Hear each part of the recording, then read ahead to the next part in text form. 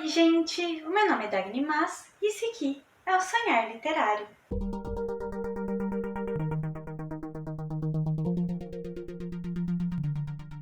No vídeo de hoje, que a gente já tá no meio de abril, né, vamos falar sobre as minhas leituras de março. Já peço pra você já deixar um like aqui, se você não for inscrito, já se inscreve no canal. E se você gostar de algum dos livros que eu falar aqui, ou quiser comprar qualquer outra coisa pelo site da Amazon, o meu link tá aqui na descrição do vídeo. Você não paga nada mais por isso e eu recebo uma comissão e assim você me ajuda a manter o canal. Março foi um mês que eu li muita coisa de leituras coletivas. Então eu li A Cidade do Sol, do Khaled Hosseini, para o grupo de apoiadores do Paulo Hatz, e para esse livro eu dei 5 estrelas. Esse é um livro que eu já comentei em outro vídeo, que é o vídeo sobre o Dia Internacional da Mulher. E assim, essa é uma leitura que eu tive muito medo de começar esse livro, porque eu já tinha ouvido falar sobre esse autor. Eu sabia que os temas que ele escrevia eram bem pesados. E aí, a hora que eu comecei a ler o livro, assim, eu fui meio ressabiada, com o pezinho meio atrás. O livro começa apresentando as nossas duas protagonistas. Primeiro a gente conhece a Miriam, que é um pouco mais velha. A gente conhece ela quando ela tem ali pelos seus 15 anos de idade. Ela é uma harami, ou seja, uma filha ilegítima. O pai dela é um cara muito rico que vive na cidade de Herat, no Afeganistão, então é uma cidade já bem grande. E aí ela vive em uma koba, que é assim, tipo uma cabana com a mãe dela, um pouquinho fora da cidade, uns 2 quilômetros assim, fora da cidade. E o pai dela ia sempre visitar ela, uma vez por semana, mais ou menos, ficava ali, conversava com ela, com a mãe, e ia embora. E aí ela era muito doida pelo pai, e um dia, quando a mãe dela morre, ela vai para essa casa do pai, mas ao invés dela ser acolhida, ela é dada em casamento a um homem muito mais velho, chamado Rashid, que vai ser assim terrível com ela durante o casamento. Aí, enquanto ela tá se adaptando à sua nova vida, que ela ainda é levada para fora da cidade de Herat, até Cabul, para morar com o Rashid, ali a gente conhece a família da segunda protagonista, que é a Layla, e a gente vai trocar ali o ponto de vista pouquinho depois de que a Layla nasce, e aí pulam alguns anos. A Layla ela vai ser filha de um cara que ele é professor, então ele já tem assim uma mentalidade muito mais progressista. E a mãe dela também assim era uma mulher muito animada, com uma mentalidade bem progressista também, não usava nem o hijab. Só que quando a Layla faz 2 anos, a mãe dela entra numa depressão profunda, porque os irmãos dela vão para o jihad, que é uma forma de guerra santa que os afegãos, que os afegãos começam a travar contra o pessoal da União Soviética que está fazendo uma ocupação ali no Afeganistão. E aí essa menina ela cresce basicamente ali sem a presença da mãe dela. E essa primeira parte do livro, apesar de ter algumas coisas já bem pesadas, ainda assim eu fui lendo e falei, não é tão pesado assim quanto eu imaginava. E a hora que você já tá ali bem confortável, vendo a vida das duas, principalmente a vida da Layla, que apesar desse problema da mãe dela, por ela ter uma família mais progressista, ela é muito mais acolhida ali pelo pai, ela tem ali um amiguinho que é meio namoradinho dela, e de repente tudo mudou quando a Nação do Fogo atacou. No caso, depois são expulsos os soviéticos. Isso não é exatamente spoiler, porque é baseado na história mundial. Começa uma guerra civil ali dentro do Afeganistão entre várias facções, e essa luta que era travada mais no interior, ela vai passar para dentro das cidades, e isso começa a afetar de uma forma muito forte a vida das duas protagonistas. A gente continua acompanhando ali a história do Afeganistão até a subida do Talibã ao poder, e depois as coisas ainda vão piorando muito mais. E o livro termina quando o Talibã é expulso do poder no Afeganistão. E é um livro que te deixa muito mal, porque além de várias violências da guerra e de mostrar uma violência... Ai, olha, eu tô até arrepiando aqui de falar de uma violência doméstica muito pesada, uma opressão muito forte, principalmente por causa do conservadorismo religioso. A gente sabe que o Talibã voltou ao poder lá mais ou menos por 2021, então as mulheres no Afeganistão tiveram uma folga, digamos assim, de alguns anos e voltaram a sofrer com essa opressão muito forte. Em seguida, eu li A Noite Passada no Telegraph Club, da Malinda Lo. Esse livro aqui eu li junto com os apoiadores do Catarse do GF. Para esse livro aqui eu dei 4 estrelas e meia. E assim, muita gente lá não gostou porque ele é um livro bem lento. E aqui a gente vai seguir uma protagonista que é uma menina sino-americana. Então, ela tem ascendência chinesa, além de, estadunidense. Na verdade, o pai dela é chinês e a mãe dela é de família chinesa, mas nasceu nos Estados Unidos. E aí a menina nasceu nos Estados Unidos também. Essa história se passa mais ou menos entre os anos 50 e os anos 60 nos Estados Unidos. E ela é uma história assim bem cotidiana. Ele é uma história assim de descoberta adolescente mesmo. Vai falar sobre a descoberta da sexualidade dessa menina e ela vem de uma família muito rígida, então também algumas coisas são bem difíceis para ela. Ela não tem muito com quem conversar sobre essas coisas que ela vai percebendo sobre ela mesma. E é o cotidiano ali de adolescente, de vai pra escola, volta pra casa, conversa com a amiga. Ela tem umas amigas muito chata, aí sai com a amiga chata pra um rolê, volta pra casa, a mãe implicando com roupa, esse tipo de coisa. E aí essa história vai ser basicamente sobre uma menina que vai aprender a fugir de casa de madrugada para poder ir para baladinha com a namoradinha dela. O Telegraph Club é uma balada lésbica fictícia, mas que é baseada em boates que existiram na vida real. E assim, a pesquisa histórica que a autora faz para esse livro é sensacional. Entre meados a alguns capítulos, ela apresenta algumas linhas do tempo que retratam não só algumas coisas, não só da cronologia da história que ela escreveu, mas também da cronologia histórica geral, assim, dos Estados Unidos. Então, por exemplo, ela começa mostrando aqui, em 1950, quando começa a Guerra da Coreia, que é também o mesmo ano em que a tia dela se casa, e é aqui, ó, o mesmo ano também em que é feito esse capítulo de abertura.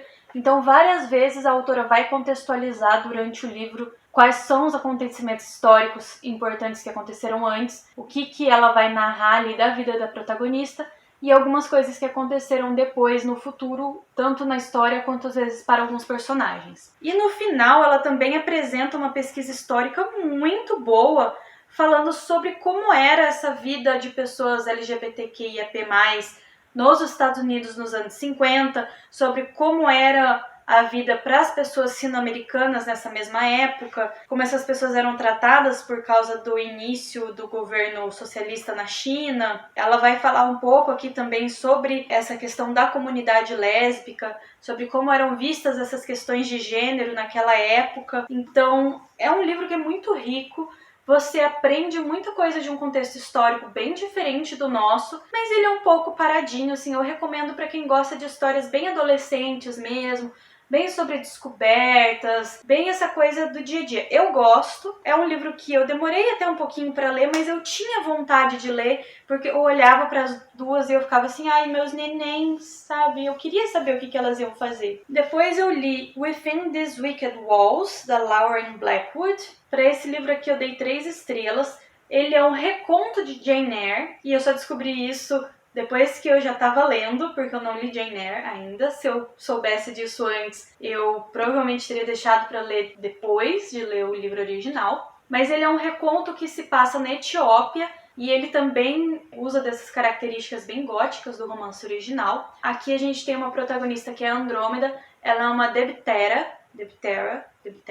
Eu não sei como que pronuncia isso, mas essa profissão é mais ou menos tipo uma exorcista, mas que trabalha com fazer amuletos para expulsar o que eles chamam de evil eyes, seria o mal-olhado. Ela não conseguiu tirar a licença dela para poder trabalhar realmente nessa profissão, porque aconteceu alguma coisa ali que o tutor dela expulsou ela de casa, e aí ela vai no desespero atrás de um trabalho que muitos desses profissionais já tinham desistido de tentar exorcizar aquela casa, e aí ela vai lá para aquela mansão, aceita, e é uma mansão assim que acontece de tudo, é coisa assim, tem assombração em tudo quanto é canto, é uma mansão enorme, cada cômodo tem uma assombração diferente. E aí ela negocia ali com o patrão, né, ela morar ali e fazendo essa limpeza ali da casa. E essa parte dela fazendo os exorcismos é muito boa. É muito legal você ver como ela trabalha, como a mente dela funciona. Mas a parte do romance, pra mim, não pegou.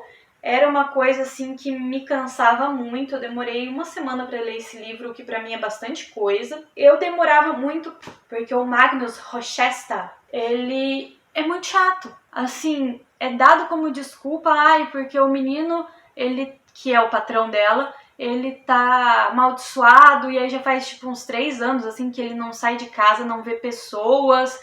A mãe dele morreu quando ele era muito novinho e aí ele odiava o pai dele. Só que você fica assim, tá bom, mas você viajou o mundo inteiro com a babá lá que cuidava dele. Viajando o mundo inteiro, meu filho, você aprende a ter tato com as pessoas, né? Isso não é justificativa. Eu tive um passado difícil e aí é por isso que eu sou sem noção e eu falo umas coisas bem esquisitas. Faz 3 anos que eu não olho nos olhos de uma pessoa, por isso que eu sou esquisitão. Tipo, não... Tem algumas ações dele em relação com a protagonista que você fica assim, cara... Ele é realmente assim, aquele tipo de protagonista masculino que é mais pra você adotar e criar o cara do que realmente ser parceira. E é isso que vai acontecer um pouco ali entre eles, assim. Ela tem uma dificuldade afetiva muito grande também, porque isso é uma outra coisa bem legal também do livro, porque o tutor dela, o Jamber, ele não podia dar muito carinho físico assim nela, porque ele tem uma amputação na perna, então ele perdeu a perna mais ou menos assim na altura do joelho, então ele vive com muita, muita, muita dor, e junto com essa amputação também deu um problema no nervo dele, e aí ele tem um tato muito sensível, ele vive com luvas, ele nunca encosta nas pessoas sem nenhum tipo de proteção, fora que ele é um grosso, mas...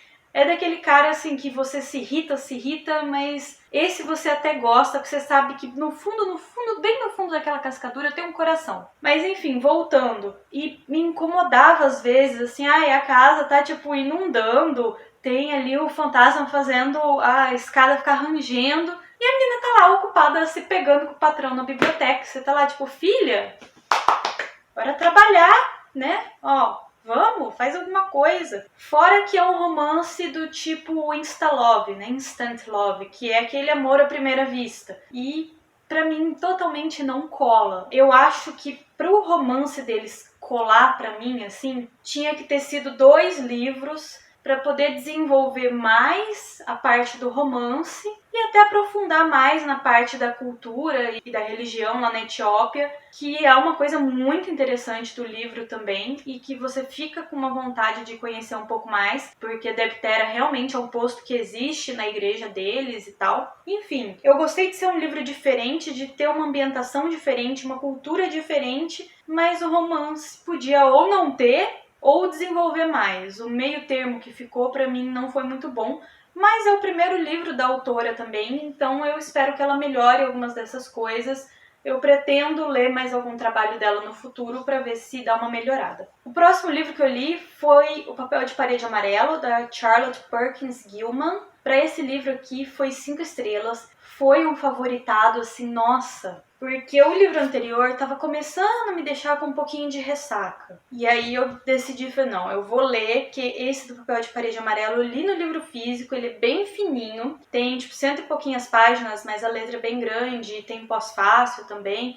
Ele na verdade é um conto, ele foi escrito em 1892, e eu não tô com ele aqui porque eu gostei tanto dele que eu precisei emprestar para alguém. E aí, esse é um livro que vai abordar sobre a saúde física e mental feminina, e aí a protagonista, ela tá com uma doença ali que não foi exatamente especificada, mas a gente vê que é uma certa depressão, e o marido dela é médico, e ele decide que o que ela precisa é ser levada para o interior e ficar ali só descansando e olhando para a parede e não fazendo nada, mesmo que ela diga que ela na verdade precisa de um pouco mais de estímulos para ela funcionar. Ele decide que não é isso, o que você fala não é válido, vamos te levar para essa casa. Aí eles alugam lá uma casa de campo e essa casa tem um papel de parede amarelo, assim, horrível, tenebroso, que é no quarto onde eles vão ficar. É um quarto que fica no 2º andar, que tem uma vista bonita até, assim. E assim, sinceramente, Se ela já não tivesse com alguma doença mental, ela ia desenvolver só de tão feio que é esse papel. Vai abordar questões tanto do machismo na época, dessa soberania do masculino sobre o feminino, como também eu vi algumas coisas muito relacionadas à psique, à relação do inconsciente e do consciente. E assim, nossa, esse livro eu vi em absolutamente todas as recomendações de listas de livros de gringos, tanto de livros para se ler em um dia, quanto de livros de mulheres desequilibradas. E olha, foi fantástico. Agora ele vai estar sempre nas minhas listas de recomendação. Também por causa dessa ressaquita, eu peguei para ler Heartstopper e aí eu devorei o 1, o 2, o 3 e o 4. Eu li acho que uns 3 dias, assim, eu pegava algum intervalinho que eu tinha e fui lendo todos. Essa série aqui da Alice Oseman eu dei 5 estrelas para todos. E tem a série da Netflix também. A série da Netflix, ela retrata os 2 primeiros volumes. Então aqui a gente vai ter o Charlie e o Nick, que são os 2 protagonistas, se conhecendo e ficando amigos. E aí a gente vai ter o desenvolvimento do relacionamento deles até eles decidirem oficializar como alguma coisa. Depois a gente continua aqui com uma viagem, e aí já vai focar um pouco mais também sobre essas relações com os outros amigos deles. E aí no 4º volume, já é um volume um pouquinho mais pesadinho, assim, que vai focar muito em questões de saúde mental do Charlie, porque a gente vê que o Charlie tem muitos problemas de autoestima, ele é um menino que luta um pouquinho contra a depressão, contra a ansiedade, ele tem vários outros problemas e vão ser abordados nesse aqui. E em relação à série da Netflix, além de ter sido assim fantasticamente adaptada, eu gostei muito que na série tem um foco muito maior nos amigos que a gente vai começar a ter mesmo nas HQs só nos volumes 3 e 4. Enquanto na série eles já foram explorando e aprofundando muito mais sobre eles no que seria o equivalente ao volume 1 e 2, então isso já me deixou muito mais ansiosa para a continuação da série. Aí, beleza, ressaquita curada, li 4 volumes de HQ, gigantes, li um livro fininho muito bom, fui ler A Natureza da Mordida, da Carla Madeira, para o grupo de apoiadores do Paulo Hatz também, porque acabei juntando os 2 no mesmo mês. E, olha, para mim não rolou. Eu acabei tendo que intercalar essa leitura com mais outras 2 leituras para eu conseguir chegar no final desse livro, porque eu tinha muita vontade de abandonar, eu não abandonei porque eu queria participar da discussão, eu queria pelo menos terminar para poder reclamar. E aí acabou que eu dei 2 estrelas, mas eu já vou voltar para esse livro porque eu terminei outros 2 enquanto eu fazia a leitura dele. Então vamos deixar ele aqui do ladinho. Em um fim de semana que eu tava sofrendo muito com sinusite e os meus divertidamente estavam todos coitadinhos, abatidos, jogados assim pela minha cabecinha, eu ouvi o audiobook enquanto eu acompanhava o e-book de Everything I Know About Love, da Dolly Alderton. Para esse audiobook / e-book eu dei 4 estrelas e meia. Esse livro já tem em português com o título Tudo que eu sei sobre o amor, mas eu escolhi ler em inglês porque o audiobook é narrado pela própria autora e eu decidi acompanhar ele com o e-book porque era mais ou menos como se fosse a legenda. Porque assim, eu entendo o inglês fluente, mas como eu falei, os meus divertidamente coitadinhos estavam muito cansados, eles não queriam pensar. E ela usa muitas gírias, ela tem um linguajar assim bem londrino mesmo, e um sotaque muito carregado. E aí eu decidi que vamos ler aqui com a legenda? Que aí fica mais fácil, então eu conseguia ficar só encarando ali o e-book enquanto ela ia lendo pra mim. Foi uma experiência maravilhosa, porque se eu tivesse só ouvido o audiobook, eu provavelmente teria perdido muitas coisas. Como, por exemplo, toda vez que ela falava MSN, eu não conseguia entender que era o nosso MSN, né? De estar lá teclando, oi, que é TC, de onde fala. Eu entendia qualquer outra coisa menos isso. Eu cheguei a entender até a Amazon no lugar de MSN. Então, assim, eu avisei pra vocês que minha cabeça não estava funcionando. E se eu tivesse lido também só o e-book, eu acho que eu também não teria me interessado tanto assim. Porque tendo a própria autora lendo, você relaciona com a voz dela, é como se fosse uma amiga sentando contigo ali no bar pra beber contigo e contar um monte de história maluca. E assim, nesse livro realmente, isso é uma coisa que ela faz muito, é beber e história maluca. A gente vai acompanhar a vida dessa mulher que hoje em dia já tem seus 30 e poucos anos. A Dolly Alderton, ela é uma jornalista, ela escreve uma coluna sobre relacionamentos em, sei lá, uma revista, algum site, alguma coisa, aqui, nesse lugar. Vou deixar escrito aqui. E aí ela fala quais eram as visões que ela tinha sobre o amor desde a adolescência até ela chegar ali nos seus 18 anos, depois durante os seus Roaring Twenties, que são tipo assim, os 20 muito loucos, que é a fase que você tá mais disposta pra beber, cair, levantar, ir pra farra e essas coisas. E ela faz muito, eu fiquei, gente... Eu morei um ano em Edimburgo, na Escócia, então eu sei que o pessoal no Reino Unido bebe e bebe muito. Eles começam a beber bem cedo e não é assim, começa a beber no churrasco, uma cervejinha e vai até a noite. Não, eles começam a beber à tarde, tipo whisky, vodka, gin, as coisas mais pesadas. Assim. O equivalente seria de você começar no churrasco já com a caipirinha e seguir com caipirinha até o outro dia. Enfim, inclusive ela tem uns problemas ali que pra mim é alcoolismo. E ela vai falar muito sobre como essa visão de o que é o amor era uma coisa muito idealizada, porque ela estudou também em um colégio interno só de meninas, depois como foi quando ela começou a ter ali o contato com os primeiros boyzinhos offline, né, saindo ali do namoro online, como foram os primeiros relacionamentos dela, como que ela foi se desenvolvendo na vida.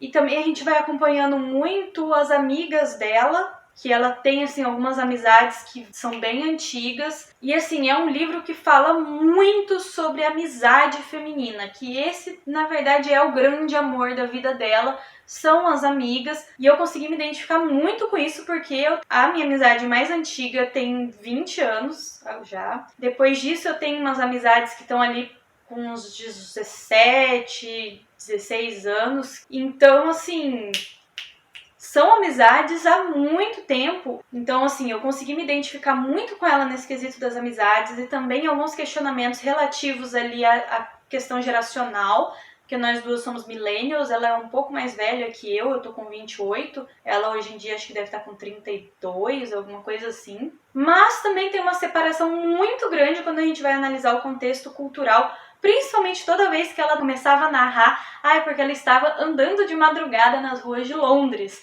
sozinha e bêbada. Eu fico assim, nossa. E aí, depois que eu terminei esse livro, eu li mais um pouquinho da Natureza Mordida, mas eu simplesmente não queria voltar para esse livro. E aí eu parei de novo e fui ler A Mulher Desiludida, da Simone de Beauvoir, que eu dei 5 estrelas e favoritei. Fora que eu adorei ficar falando Beauvoir, Beauvoir, Beauvoir, Beauvoir, Beauvoir, porque eu tava assim, nossa, super me achando como eu sou culta. É uma autora que eu já tava querendo ler há muitos e muitos anos. Eu cheguei a considerar até começar a ler O Segundo Sexo, que é um dos livros mais famosos dela, mas muitas edições são divididas em 2 tomos. Aí eu fiquei, não, eu já tô, né, já vou pegar o livro pra ler enquanto eu tô enrolando pra ler o outro. Peguei esse da Mulher Desiludida, que é um livro muito mais fácil de ler. São 3 histórias, na verdade, que tem nesse livro. É uma novela, um conto e uma novela. O que essas 3 histórias têm em comum é que elas vão retratar o sofrimento da mulher ali de meia idade ou começo de sua vida idosa, que são mulheres que começam a ficar muito solitárias, seja porque elas trabalhavam fora e aí se aposentaram, ou então porque elas se dedicavam muito à família e aí essa família saiu de casa e aí ela vai ficar muito mais tempo sozinho. Na primeira novela, o enfoque é na relação entre esposa e marido e também de mãe e filho. O casal são 2 professores universitários, então eles são 2 intelectuais. Ela é da área da literatura, ele é da área das ciências, e eles conversam muito sobre essa questão da velhice mesmo, de como é para eles estarem envelhecendo. Ela não se sente muito afetada pela velhice, ela acredita que ela ainda tem muita coisa a produzir no trabalho dela. Ele já não acredita nisso em relação ao trabalho dele, ele tá bem desmotivado. Ela começa a sentir um certo baque no relacionamento dos dois, por eles não estarem com o mesmo tipo de pensamento mais, por ele estar se sentindo muito desgastado pela idade. E o outro grande conflito da história é com o filho, que os dois, sendo intelectuais ali da universidade, são de esquerda e tal.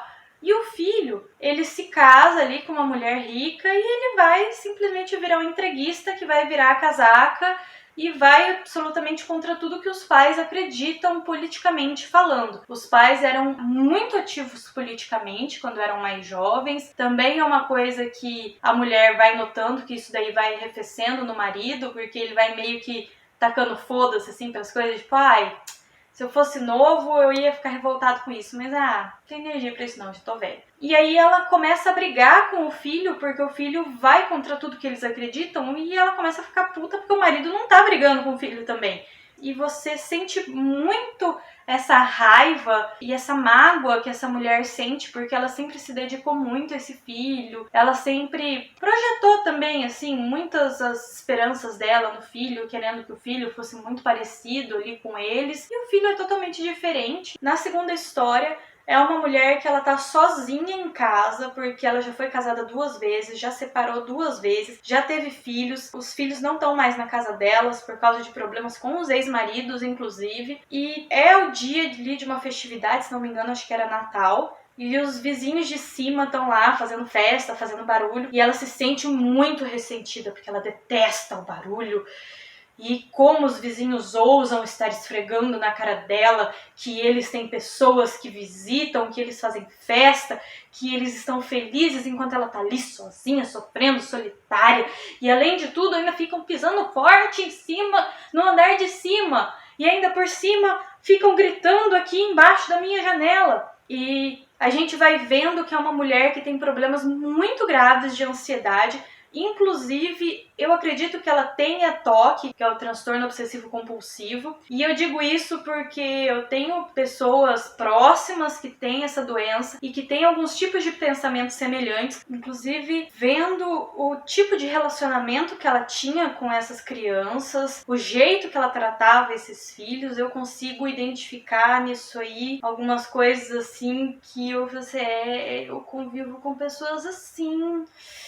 Eu sei também o que esses filhos estavam sentindo. Eu entendo o que essa mulher está sentindo, mas eu também entendo como que a pessoa ali do outro lado está se sentindo também. E é muito boa a forma que a autora retrata, porque as sentenças elas têm pontuação, porque elas fazem uso do ponto final, mas não tem vírgulas nas sentenças. Então os pensamentos, eles todos acontecem mais ou menos como se eles estivessem na velocidade 2.0 e eles não têm nenhum tipo de pontuação. E um pensamento vai se juntando no outro e eu não consigo nem falar nesse tipo de velocidade. Daqui a pouco eu vou ter que acelerar aqui o vídeo. E aí assim a gente consegue pegar qual que é o ritmo do pensamento também dessa pessoa. Como esses pensamentos também ficam geralmente numa recursão de preocupações e ressentimentos, que ela acha que as preocupações dela não são muito bem recebidas e que, nossa, como ela é injustiçada, etc. E a última história é de uma mulher que ela sempre dedicou ali a sua vida à vida em família, sempre ali com o trabalho de cuidar do marido, cuidar das filhas, e ela tá num momento da vida um pouco solitário porque as filhas saíram de casa, e é um momento em que, olha que maravilha, o marido ele decide ser pego, ele arma pra ela desconfiar dele, um dia que ele tá chegando em casa de madrugada, pra ela poder perguntar pra ele, foi pra onde? Você tem outra? E ele fica, então, né, meu amor, ai, eu tô sofrendo muito de ter que te contar isso, mas, ai, manter isso em segredo tava me consumindo, sabe? Eu tenho outra mesmo. Ainda bem que você perguntou, porque agora a gente pode ficar às claras, assim, não vamos mais ter segredo entre nós. E aí ela tá, meio que aceita. Nessa novela tem algumas discussões também a respeito de outras formas de relacionamento que não só o relacionamento monogâmico, porque a própria Simone de Beauvoir com o parceiro dela, que era o Jean-Paul Sartre, que também era filósofo, existencialista, eles tinham ali um relacionamento aberto e ela retrata isso com alguns personagens secundários, com alguns conselhos que dão para essa mulher. Ela decide que ela vai manter ali o casamento, achando que não, vai ser só um casinho que ele vai ter ali. E a gente vê assim uma mulher que ela não tá exatamente no seu auge, mas que ela tem ali o seu valor próprio, sua autoestima, ela sente orgulho de quem ela sente orgulho do marido, ela sente orgulho das filhas, ela sente orgulho do tratamento que ela deu ali para a criação das filhas e também de quem as filhas se tornaram. E nossa, o marido vai aprontando e vai aprontando. E essa mulher, ela vai numa espiral descendente, assim, rumo ao fundo do fundo do fundo do poço da depressão. E a cada vez que o marido apronta alguma coisa, ele planta ali na cabeça dela uma sementinha de dúvida, ele coloca ali alguma migalhinha de discórdia, de forma que ela começa a questionar: será que as memórias que eu tenho eram tão felizes do jeito que eu tô pensando que elas eram? Será que eu realmente fui uma boa mãe para as minhas filhas? Será que talvez eu não sufocava demais? Ou eu não fui relapsa demais? Será que... E aí ela começa a questionar e achar que ela fez tudo errado na vida e que o amor dela estava errado e que ela estava errada. Você vai vendo assim como ela vai adoecendo e adoecendo e ela vai ficando paranoica e ela vai ficando envergonhada. E ela vai querendo se isolar das pessoas e se esconder por causa da vergonha que esse marido começa a trazer pra ela. E assim, nossa, é terrível. Esse homem dessa narrativa, eu acho que é Maurice, o nome dele, é um dos homens mais odiosos que eu já li. Enfim, e aí terminando esse livro, que foi assim, muito, muito bom, uma qualidade literária assim, chef kiss, voltei, né, para ler Natureza Mordida, continuar aqui no meu tormento. Esse livro, ele é relativamente fácil de ler, num sentido de que quando eu sentava para ler ele, eu conseguia me forçar a continuar, porque a maioria dos capítulos eram curtos. Ele é mais ou menos dividido em 3 partes. 2 dessas 3 partes têm capítulos muito curtos, e a parte do meio é um grande capítulozão lá, Cassandra Clare, assim, que não tem fim. Um grande capítulo de 100 páginas. E aí, assim, a hora que eu tava lendo, não é que eu não tinha vontade de parar. Vontade de parar eu até tinha. Mas eu lia e ficava, dá pra continuar. Próximo capítulo é curtinho, bora. Só que quando eu parava de ler, eu não queria voltar pro livro. E tanto é que eu li 2 outros livros enquanto eu tava lendo esse. Aqui nessa história a gente tem 2 protagonistas, que é a Olivia e a Bia. Essa história se passa em Belo Horizonte e elas vão se conhecer em meio que uma banca de jornal / sebo, que também vende ali uns pãozinhos de queijo gostoso, que na orla ali no centro, no fim de semana fecha para caminhada e aí coloca as mesinhas ali para os clientes sentarem e tal. A Olivia tá lá sentada, escrevendo sobre a própria vida, chorando por causa de uma coisa que aconteceu com ela. E a Bia, ela tem uma doença que não é citado o nome aqui na história, mas a gente vê, obviamente, que é Alzheimer. E ela já tá sofrendo muito porque ela esquece de muitas coisas sobre ela mesma, da própria história e tal. E aquela mesa em que a Olivia está sentada é a mesa em que ela se sente bem, porque é a mesa em que ela consegue se lembrar um pouco mais da própria vida. E ela gosta de ir lá para sentar e ficar folheando alguns livros e tal. Então, olha a Olivia lá chorando, falando: olha, sinto muito, minha filha, mas vou sentar aqui, é minha mesa. E a Olivia tá lá e acaba que, tá, senta aí, né? E as duas começam ali uma amizade, elas vão conversando, começam a contar suas histórias de vida uma pra outra. E a Bia gosta muito de ouvir a história da Olivia, porque eu acho que é um sentimento que uma amiga minha uma vez me disse essa frase, eu amei e passei a usar sempre. Sabe qual é a melhor parte desse problema? É que ele não é meu. E eu acho que é mais ou menos isso que a Bia se sente ouvindo a história da Olivia. Ela consegue esquecer da própria vida, dos próprios problemas, mas não esquecer do jeito que o Alzheimer faz esquecer, mas esquecer no sentido de pôr de lado e parar de se preocupar com a própria vida e ficar observando a desgraça alheia. E aí, os capítulos vão se alternando entre os encontros dela com a Olivia, comentando algumas coisas da própria história, elas conversando sobre alguns assuntos e as notas que a Bia faz sobre esses encontros para ela tentar lembrar de algumas coisas. E aí, assim, essa primeira parte eu até que gostei, porque a Bia é uma pessoa muito culta, e aí nessa parte a autora ela insere muitas citações. Tanto citações de livros, citações de músicas, citações de várias coisas. Só que assim, a Carla Madeira é uma autora de frases rebuscadas e de citações e etc. Só que nesse livro, todas as frases que eu sentia assim que eram boas de verdade, eram de outra pessoa. Porque no finalzinho até tem aqui falando qual que é a citação indireta que ela usa e qual que é a fonte. E aí você olha assim, nossa, é tudo de outra pessoa. A segunda parte do livro é a Olivia contando a história dela inteira, desde que ela era criancinha, como que era o relacionamento dela com a mãe, como que era o bullying que ela sofria das crianças da rua, até ela conhecer uma menina que vai se tornar ali muito importante pra ela, uma grande amizade, e a amizade delas vai ser rompida assim do nada. E isso causa muito sofrimento para Olivia, e o motivo também desse rompimento eu achei ridículo. Faz suspense ainda por um tempo, até perto do final do livro, e assim, ai, pelo amor de Deus, se fosse a outra coisa que eu tava achando que era, ia ser até mais interessante. Mas sério, só isso? Ah, pelo amor de Deus. E aí também a Olivia vai falando, ai, como que foi a vida dela depois que essa amizade acabou, como ela achou que tinha superado, mas não superou, pipipi, popopô,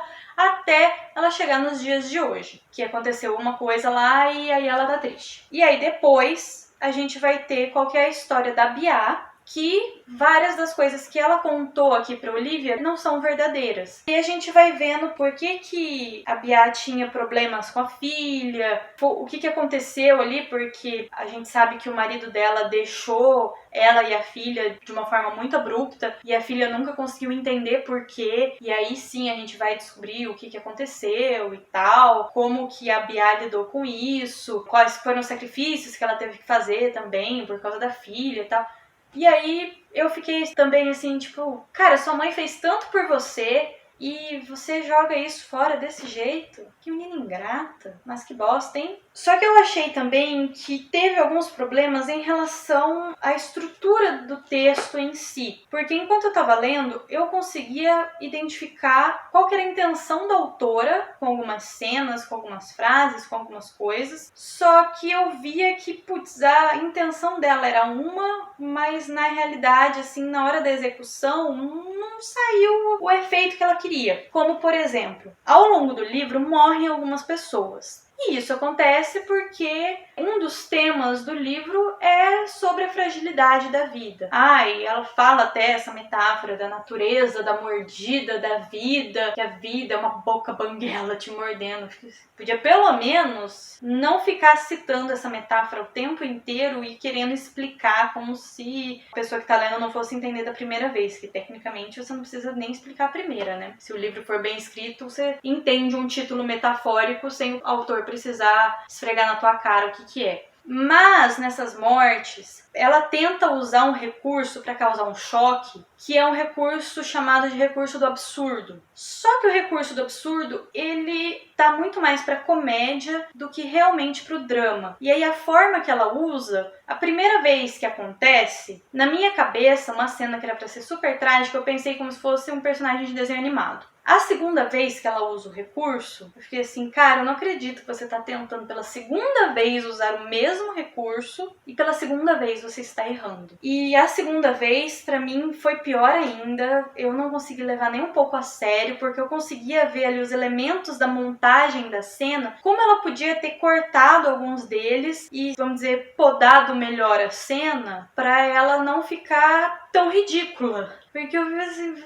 é tão ridículo que eu não consigo pensar, porque a fragilidade, a brevidade da vida, porque qualquer coisa pode acontecer. Eu fico assim, cara, realmente parece um desenho animado. E mais uma outra coisa também que acontece é que além dessas peripécias que ela tenta fazer, que são mal feitas, ela tenta colocar em sequência dois acontecimentos teoricamente muito fortes, seguidos, para você ficar impactado na primeira e devastado na segunda. E perde a linha na terceira. Só que na primeira eu não fiquei impactada, porque a primeira ela usou esse recurso do absurdo que eu achei ridículo. Então na segunda eu já não estava impactada para eu ficar destruída do jeito que a autora queria.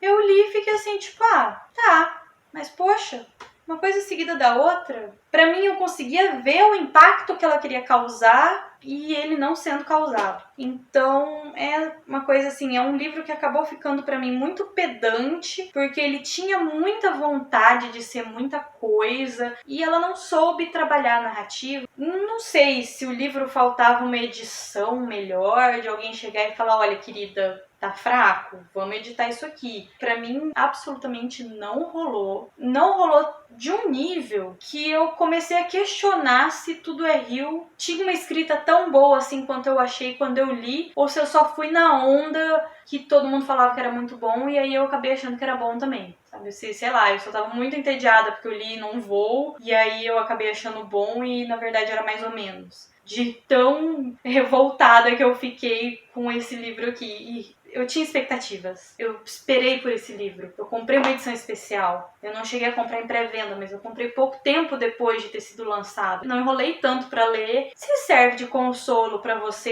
aí que às vezes leu e gostou, o Paulo Hatz gostou também. Essas foram as minhas leituras de março. Para um mês em que eu tive problemas de ressaca literária, de livros que eu não gostei, de livros pesados, eu consegui ler bastante coisa. Eu acho que eu consegui contornar bem. Agora em abril as minhas leituras estão indo muito melhor, eu tô fluindo muito mais. E eu acho que eu tô acertando mais nas minhas escolhas também. A gente fica por aqui. Lembra de deixar o likezinho, se inscrever no canal e usar o meu link da Amazon. E até a próxima. Obrigada pela atenção e tchau, tchau!